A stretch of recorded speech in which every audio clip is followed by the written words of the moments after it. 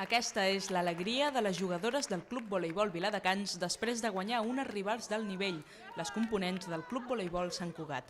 Aquest bon resultat arriba en un moment clau per les aspiracions de les viladecanenques. És una gran victòria, realment no ens ho esperaven, són un equip que està en la segona posició, nosaltres anem cinquenes. És una victòria que ens ajuda molt a recuperar l'últim partit que vam perdre contra Vall d'Hebron i que era molt important per nosaltres. I ens tornem a ficar en la lluita per poder entrar en el play-off d'ascens i esperem que aquest 2010 sigui un bon any per nosaltres. La victòria té mèrit doble perquè l'equip local va remuntar un 2-0 a favor del Sant Cugat malgrat l'absència de la seva receptora de referència, Carolina Velazco. La veritat és que no pensàvem guanyar perquè aquest equip és una mica superior a nosaltres i a part ens faltava la líbero, que és una noia que vam fitxar fa 2 mesos de Perú i per això dels vols de la companyia aquesta que va acabar i tal, la noia no ha pogut tornar, no torna fins al dia 12.